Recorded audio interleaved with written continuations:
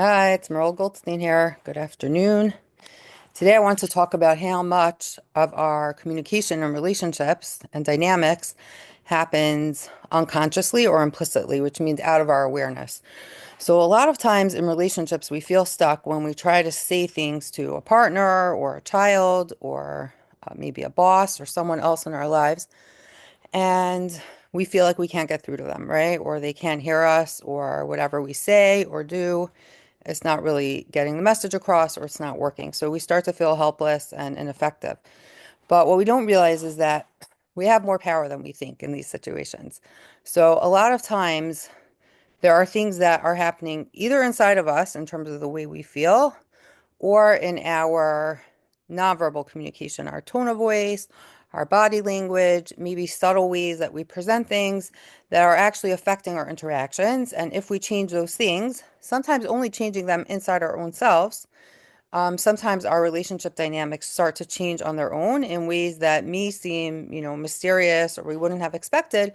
But because we shifted something internally, it actually shifts things in our relationships. So an example would be sometimes mothers will tell me that they feel guilty about certain things with their children. Maybe they're not spending enough time helping their kids with their homework, or their kids tell them they're not home enough, or they don't spend time with them, or they play favorites on one of the other children.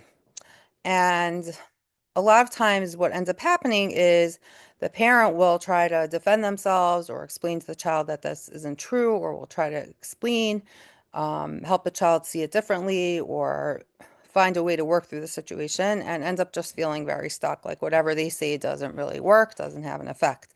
So a lot of times what I end up discovering with these people, with these mothers, for example, is that deep down they're feeling guilty, and my understanding is that they're in some way conveying this guilt to their child, who is then either getting anxious about it, or it's giving the child the implicit message, right, without words, that there's something the mother should feel guilty about or something she's doing wrong. And the child picks up on her own guilt and kind of reflects that back to her.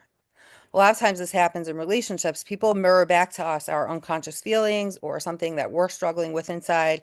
And we end up, because we want to defend ourselves against that, or we want to protect ourselves from that being true, we end up like either trying to explain ourselves or help the person see it differently, but really they're picking up on something in us.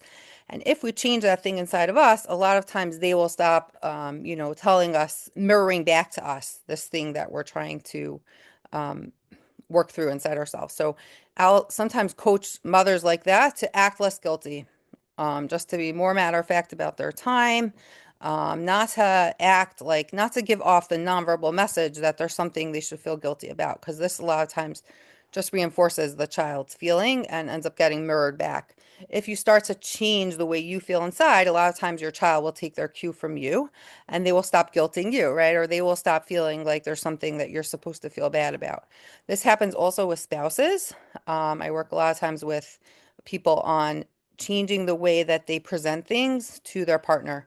So a lot of times people will, um, let's say, for example, present themselves to their husband or their wife as maybe helpless, or like feeling a little bit like a victim or powerless about something. And that ends up like almost giving the partner like a little bit of anxiety, or it makes them see the spouse as this like helpless person or as a victim, and that makes them end up like responding in a little bit of a dismissive way or a more aggressive way than they would normally. And when I teach people to try to shift your own feelings about yourself, try not to feel so guilty, try to improve your own self-esteem so that you are able to more confidently assert yourself or ask for what you need or state your limits. And when you say it in a way that doesn't give off a vibe like you're feeling guilty or you're feeling bad or you're feeling scared or helpless, a lot of times the other person will respect you more or will take it in a different way. So a lot of times shifting the way that we feel about something could really change things in our relationships.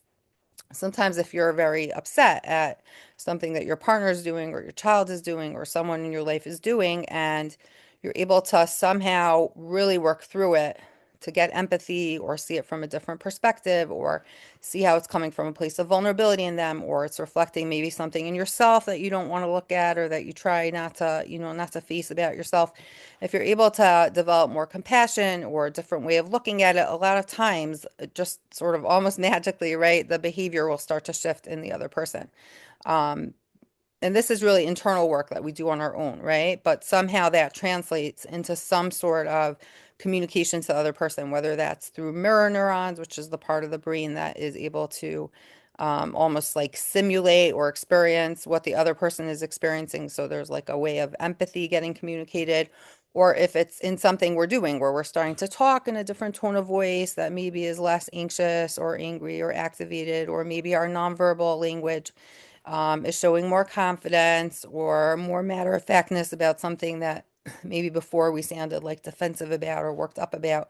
A lot of times that can really shift things in the relationship. We see this in therapy a lot of times that if a therapist, let's say, is having a certain feeling and they're able to somehow like sit with that feeling about what the client is talking about or what's going on in the therapy and really process it in a way that you get like a different level of empathy or a different type of or a big shift emotionally, right? Where maybe something is really bothering you and you're able to start seeing it from a different lens where it no longer bothers you.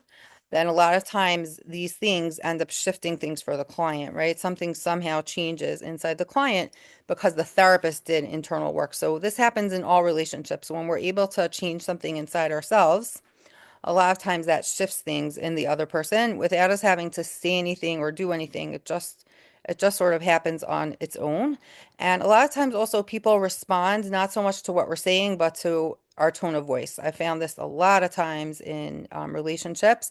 And I think it's especially true with parents and children and with husbands and wives that a lot of times people respond emotionally to, or their nervous system on its own responds emotionally to a little bit of like an edge in someone's voice or something that is basically telling the person's brain that there's a level of activation. And they're not even really responding to the words you're saying or even hearing the words you're saying. They're just reacting basically with fight or flight based on what you're saying. And then people will start arguing about things that aren't even really relevant to the conversation or aren't really making sense, but it's really their emotional mind talking.